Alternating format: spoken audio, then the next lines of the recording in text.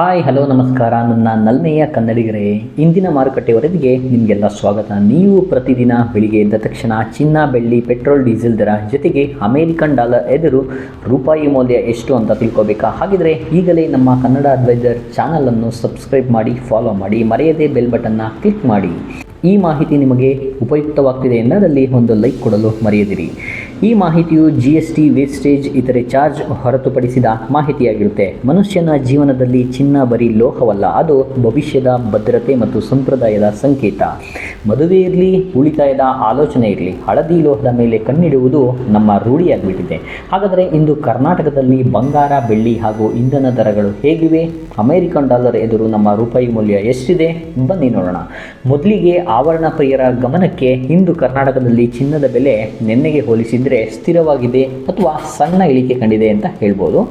24 carrot ಚಿನ್ನ 1 gram 15,644, ಬದಲಾವಣೆ 131, ಇಳಿಕೆ ಕಂಡಿರುವುದು.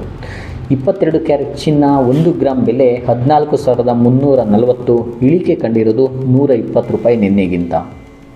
18 ಕ್ಯಾರೆಟ್ ಚಿನ್ನ 1 ಗ್ರಾಮ್ 11,733, ಬದಲಾವಣೆ 98 ರೂಪಾಯಿ, ಇಳಿಕೆ ಕಂಡಿರೋದು. ಬೆಳ್ಳಿಯ ಮಾರುಕಟ್ಟೆ ನೋಡಿದರೆ ನಿನ್ನೆ ದರಕ್ಕೆ ಹೋಲಿಸಿದರೆ ಇಂದು ಸಹ ಇಳಿಕೆ ಕಂಡಿದೆ.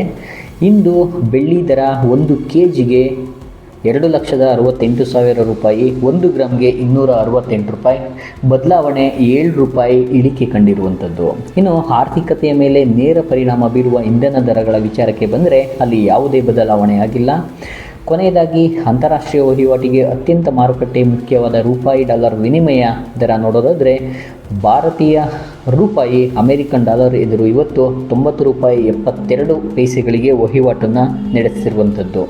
ನಿನ್ನೆ ದರ 90 ರೂಪಾಯಿ 55 ಪೈಸೆ ಆಸುಪಾಸಿನಲ್ಲಿತ್ತು. ಅಂದರೆ ಡಾಲರ್ ಎದುರು ರೂಪಾಯಿ ಮೌಲ್ಯದಲ್ಲಿ ಅಲ್ಪ ಕುಸಿತ ಕಂಡುಬಂದಿದೆ. ಇದು ಆಮದು ಮಾಡಿಕೊಳ್ಳುವ ವಸ್ತುಗಳ ಬೆಲೆಯ ಮೇಲೆ ಪರಿಣಾಮವನ್ನು ಬೀರ್ಬೋದು. ಒಟ್ಟಾರೆಯಾಗಿ ಹೇಳೋದಾದರೆ ಚಿನ್ನ, ಬೆಳ್ಳಿ ಕೊಳ್ಳುವವರಿಗೆ ಇಂದು ತುಸು ಖುಷಿ ಅನ್ನಿಸ್ಬೋದು, ಯಾಕಂದರೆ ಕಡಿಮೆಯಾಗಿದೆ. ವಾಹನ ಸವಾರರಿಗೆ ಬೆಲೆ ಏರಿಕೆ ಬಿಸಿ ತಟ್ಟಿಲ್ಲ. ಹೂಡಿಕೆ ಮಾಡುವ ಮುನ್ನ ಮಾರುಕಟ್ಟೆಯ ಏರಿಳಿತಗಳನ್ನು ಗಮನಿಸಿ ತೀರ್ಮಾನ ಕೈಗೊಳ್ಳಿ. ಇದು ಇಂದಿನ ಮಾರುಕಟ್ಟೆಯ ಸಮಗ್ರ ಚಿತ್ರಣವಾಗಿತ್ತು. ಮಾರುಕಟ್ಟೆಯ ಮುಂದಿನ ಬೆಳವಣಿಗೆಗಳ ಬಗ್ಗೆ ಮತ್ತಷ್ಟು ಮಾಹಿತಿಯೊಂದಿಗೆ ನಾಳೆ ಭೇಟಿಯಾಗೋಣ. ಅಲ್ಲಿಯವರೆಗೂ ನಮಸ್ಕಾರ.